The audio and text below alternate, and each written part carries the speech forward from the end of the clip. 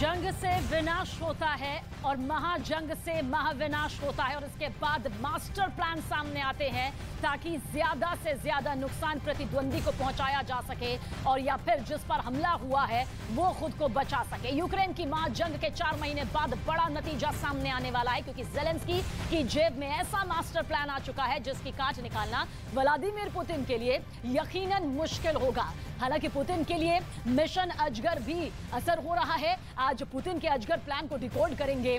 Ukraine के एक शहर नए में भी ले चलेंगे जहां रूस ने पूरी तरह से कब्जा कर लिया है। लेकिन सबसे पहले बात होगी कैपिटल सिटी कीव की, जहां से तबाही के खतरनाक वीडियोज अब तक सामने आ चुके हैं। बेलारूस से भी यूक्रेन पर बम बरसाए जा रहे हैं। कैसे चौतरफा घिर गए हैं यूक्रेन के राष्ट्रपति ज़ेलेंस्की, हमारी इस रिपोर्ट के जरिए आप जरूर देखें।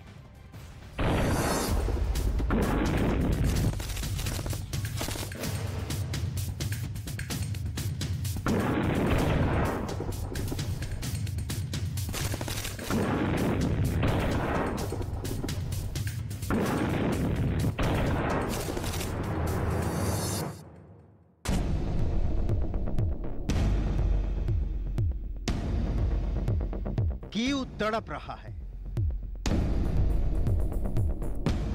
कीव सिसक रहा है। कीव पर पुतिन का गुस्सा कहर बनकर टूट रहा है। ज़ेलेंस्की बयान दे रहे हैं लेकिन पुतिन पर कोई फर्क नहीं पड़ रहा है। G7 की बैठक में रूस के दुश्मन मीटिंग कर रहे हैं लेकिन पुतिन को इसका कोई डर नहीं। अब पुतिन ने यूक्रेन पर हमले का कौन सा नया प्लान एक्टिव कर दिया है? ज़ेलेंस्की की माने तो अब बेलारूस के आसमान से भी मिसाइलें आकर यूक्रेन में गिर रही हैं। आखिर बेलारूस के लीडर पुतिन की हर बात क्यों मानते हैं? आखिर क्यों बेलारूस ज़ेलेंस्की का दुश्मन बन गया है? क्या वजह है कि बेलारूस के एक्शन ने नाटो देशों के अंदर जंग की गर्मी पैदा कर दी है? क्या है रूस यूक्रेन के युद्ध में बेलारूस का एंगल और क्यों ज़ेलेंस्की ने बेलारूस की रट लगा दी है? सब आपको बताएंगे और बात करेंगे G7 की मीटिंग की, जिसके अंदर ब्रिटेन के प्रधानमंत्री बोरिस जॉनसन और कनाडा के राष्ट्रपति जस्टिन ट्रूडो ने पुतिन का मजाक बनाया है। पुतिन ने जब कीव पर हमला किया तो उसके चंद घंटे पहले रूसी राष्ट्रपति के कारों का काफिला क्रेमलिन पहुंचा। ये वीडियो इंटरनेट पर क्यों चर्चा में है, सब कुछ हम आपको बताने वाले हैं। लेकिन सबसे पहले बात कीव की। कीव के अंदर बम हमलों की चेतावनी देने वाले सायरन बज रहे हैं। कीव के लोग एक बार फिर से खौफ में जी रहे हैं। इस खौफ का कनेक्शन रूस के मॉस्को में मोबाइल कैमरे से रिकॉर्ड की गई तस्वीरों से भी है। कीव पर ताबड़तोड़ हमले से कुछ घंटे पहले रूस के राष्ट्रपति भवन यानी क्रेमलिन के अंदर काफी हलचल देखी गई थी। क्या है इस वीडियो में, आगे बताएंगे। एक बार फिर लौटते हैं कीव, जहां पर इमारतों के अंदर से शव निकाले जा रहे हैं। ज़ेलेंस्की उन जगहों से इंटरनेशनल रिपोर्ट की मंजूरी दे रहे हैं जहां पर हमला हुआ है। मिसाइल से तबाह हुए अपार्टमेंट्स के अंदर से एक लाश निकाली गई है। ज़ेलेंस्की बहुत ज्यादा नाराज है। Перемогла дитячий садочок і житловий будинок. Загинув чоловік, йому було лише 37 років. Є поранені. І серед них дівчинка, звати її Женя. Їй 7 років, донька загиблого. Зараз вона в Охмадиті. Також поранена її мати, до речі, громадянка Росії. Ось так. Їй в нашій державі нічого не загрожувало. ये ज़ेलेंस्की का डायलॉग है। ज़ेलेंस्की अपने हर डायलॉग में विक्टिम कार्ड खेल रहे हैं। वो दुनिया को ये दिखाना चाहते हैं कि पुतिन की आर्मी युद्ध के नियमों का उल्लंघन करके आम लोगों पर हमला कर रही है, अस्पतालों को तबाह कर रही है। पुतिन को अलग थलग करने के लिए ये ज़ेलेंस्की की रणनीति है।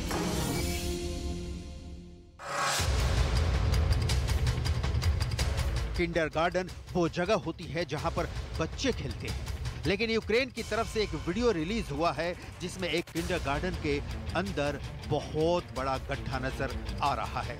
इस जगह पर पानी भर गया है। अब यूक्रेन का दावा यह है कि यहाँ पर रूस की मिसाइल गिरी जिसकी वजह से ये बड़ा गड्ढा हुआ है। लेकिन दुनिया में इस वक्त चर्चा 7 साल की एक बच्ची की भी, जिसके बारे में यूक्रेन ने दावा किया है कि वो रूस की मिसाइलों का शिकार हुई है। बम और मिसाइलों की आंखें नहीं होती और ये हथियार किसी की उम्र भी नहीं देखते। इनके रास्ते में जो आया बर्बाद हुआ। यूक्रेनी वायुसेना के प्रवक्ता की तरफ से यह बयान दिया गया है कि ये मिसाइलें क्रूज मिसाइलें थी जिन्हें कैस्पियन सागर के ऊपर विमानों से दागा गया था। अब ज़ेलेंस्की इस मामले को इंटरनेशनल मुद्दा बनाने की कोशिश कर रहे हैं, लेकिन बहुत तकलीफ की बात है कि ज़ेलेंस्की के मित्र देशों के राष्ट्राध्यक्ष G7 की मीटिंग में हंसी मजाक में ज्यादा बिजी है। 26 जून को G7 की मीटिंग में रिकॉर्ड हुआ एक वीडियो इस वक्त पूरी दुनिया में चर्चा का विषय बना हुआ है। ये है वो वीडियो जिसमें आपको अमेरिका के राष्ट्रपति बाइडेन, ब्रिटेन के प्रधानमंत्री बोरिस जॉनसन, फ्रांस के राष्ट्रपति एमेनुअल मैक्रों और कनाडा के प्रधानमंत्री जस्टिन ट्रूडो नजर आएंगे। इस बैठक में ब्रिटेन के प्रधानमंत्री बोरिस जॉनसन ने एक ब्लेजर पहन रखा था, लेकिन उन्होंने ये कहकर पुतिन का मजाक उड़ाया कि क्या उन्हें गर्मी के कारण अपनी जैकेट उतार देनी चाहिए। हम सभी को ये दिखाना होगा कि हम पुतिन से ज्यादा सख्त हैं। Jacket on, jacket on. We just in the wait for this picture. You just want to show up.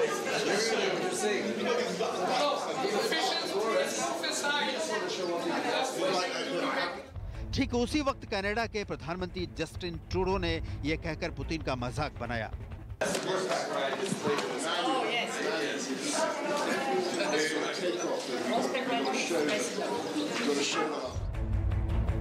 समझे आप? पुतिन का ये वीडियो जिसमें पुतिन शर्टलेस होकर घुड़सवारी कर रहे हैं, इस वीडियो का जिक्र करते हुए जस्टिन ट्रूडो ने पुतिन का मजाक उड़ाया। बोरिस जॉनसन ने भी पुतिन के इस तरह के वीडियो को लेकर मजाक उड़ाया जिसमें पुतिन ने शर्ट नहीं पहनी है।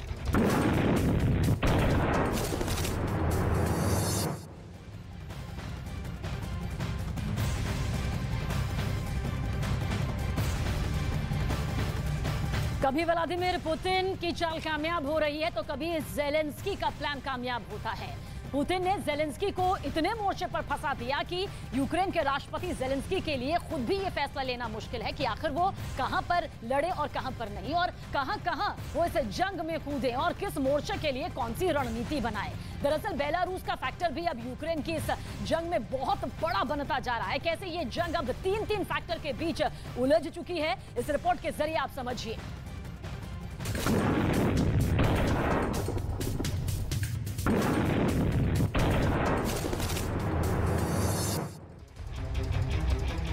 ज़ेलेंस्की G7 की मीटिंग में वर्चुअली शामिल हुए। आप इस वीडियो को बहुत गौर से देखिए। नोट करने वाली बात है कि G7 देशों के राष्ट्राध्यक्षों के चेहरे पर आपको मुस्कुराहट नजर आएगी, लेकिन जब आप ज़ेलेंस्की को देखेंगे तो आपको पता लगेगा कि ज़ेलेंस्की कितने दुखी हैं। यूक्रेन के युद्ध में रूस के हाथों पीटने का दर्द उनके चेहरे की लकीरों पर साफ पढ़ा जा सकता है।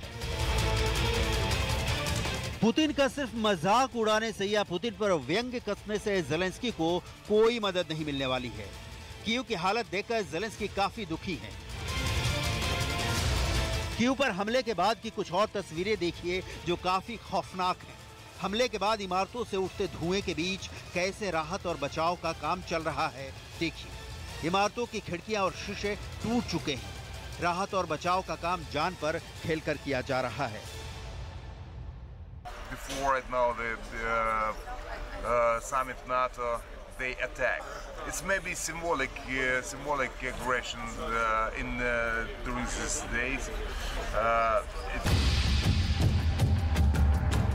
एक लड़के के चेहरे और गले पर खून के धब्बे देखे जा सकते हैं। ये युद्ध का दर्द है और लोग अगले हमले के खौफ में जी रहे हैं। कीव पर यह हमला 5 जून के बाद पहली बार हुआ है।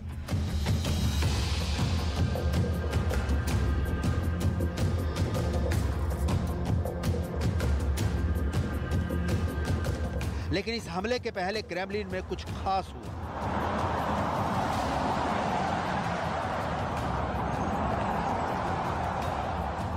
दरअसल ये काफिला रूस के राष्ट्रपति पुतिन का है, जो आधी रात को अचानक क्रेमलिन की तरफ रवाना हुआ है। इस काफिले में आपको पुतिन की कार भी दिखाई देगी। जैसे ही ये तस्वीरें सामने आई, कयास लगाए जाने लगे कि आखिर अचानक रात में पुतिन ने क्रेमलिन जाने का फैसला क्यों किया है।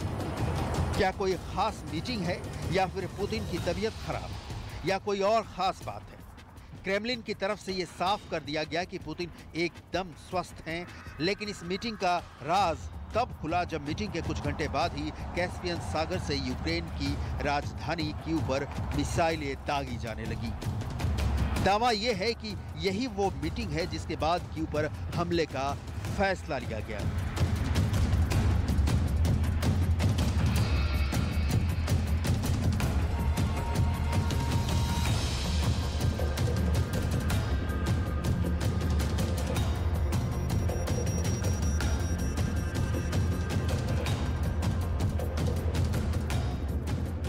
दरअसल पुतिन ने ज़ेलेंस्की को इतने मोर्चे पर फंसा दिया है कि ज़ेलेंस्की के लिए खुद भी ये फैसला लेना मुश्किल है कि आखिर वो कहां-कहां लड़ेंगे। बेलारूस का फैक्टर भी अब यूक्रेन की जंग में बहुत बड़ा बनता जा रहा है। सबसे पहले ये नक्शा देखिए। रूस और यूक्रेन का पड़ोसी है बेलारूस, लेकिन बेलारूस पुतिन के साथ खड़ा है और यही ज़ेलेंस्की के लिए तनाव का सबब बना हुआ है। बेलारूस पुतिन का सिर्फ नैतिक समर्थन नहीं कर रहा। अब यूक्रेन ने दावा ये किया है कि शनिवार को पड़ोसी देश बेलारूस से यूक्रेन पर भारी बमबारी की गई है। यूक्रेन का दावा है कि बेलारूस के आसमान से 40 से ज्यादा मिसाइलें यूक्रेन पर दागी गई हैं।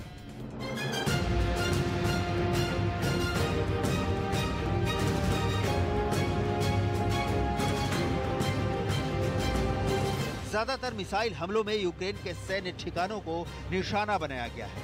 अगर बेलारूस की जमीन से यूक्रेन पर हमला हो रहा है तो इसका मतलब यूक्रेन की जबरदस्त घेराबंदी कर दी गई है। यूक्रेन ने इस मुद्दे को बहुत गंभीरता से लेते हुए सीधे बेलारूस की जनता से संवाद किया और उन्हें युद्ध में ना पड़ने की सलाह दी। Обратиться сегодня к гражданам Беларуси, к людям и гражданским, и в погонах. Вас втягивают в войну. И даже активнее, чем это было в феврале и в весенний месяц. В Кремле за вас уже все решили. Ваши жизни для них ничего не стоят. Но вы не рабы и не пушечное мясо. Вы не должны умирать. И вы в силах не дать никому. ज़ेलेंस्की के डायलॉग्स का बेलारूस की जनता पर कितना असर पड़ेगा ये तो वक्त बताएगा। फिलहाल रूस और यूक्रेन की सांठगांठ किस तरह की है, जरा इसको समझिए। यूक्रेन पर जब बेलारूस के आसमान से हमला हुआ तो इस हमले से कुछ ही देर बाद रूस के राष्ट्रपति पुतिन ने बेलारूस के राष्ट्रपति अलेक्जेंडर लुकाशेंको से मुलाकात की थी। बेलारूस की तरफ से यूक्रेन के उत्तरी चेर्निगीव क्षेत्र के देसना गांव में 20 रॉकेट दागे गए। Інформацію керівництво Республіки Білорусь продовжує надавати військову підтримку Російській Федерації. Зокрема, до Білгородської області відправлено чергову партію боєприпасів обсягом до 20 вагонів. बेलारूस के राष्ट्रपति ने सेंट पीटर्सबर्ग में पुतिन से मुलाकात की थी। पुतिन ने यह कहा है कि आने वाले महीनों में रूस बेलारूस को Iskander M tactical missile system transfer करेगा, जो बैलिस्टिक और क्रूज मिसाइल से लैस है। यह खतरनाक इस्कंदर मिसाइल का इस्तेमाल बेलारूस यूक्रेन को डराने के लिए करेगा। इस्कंदर एम एक मोबाइल गाइडेड मिसाइल सिस्टम है जिसका वार जबरदस्त होता है।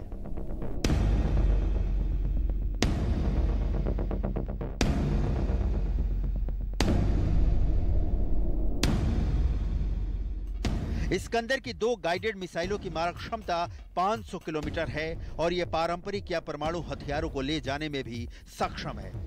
ज़ेलेंस्की के लिए टेंशन वाली बात यह भी है कि बेलारूस के लेयाखोविची जिले में बेलारूस के सैन्य विमानों में हरकत देखी गई है। बेलारूसी वायुसेना ने बरानोविची में भी अभ्यास किया है। इसमें कोई शक नहीं कि पुतिन के इशारे पर यह सब कुछ बेलारूस यूक्रेन को डराने के लिए कर रहा है। दरअसल पुतिन इतने फ्रंट खोल देना चाहते हैं कि ज़ेलेंस्की के लिए बचने का कोई रास्ता ही न रह जाए।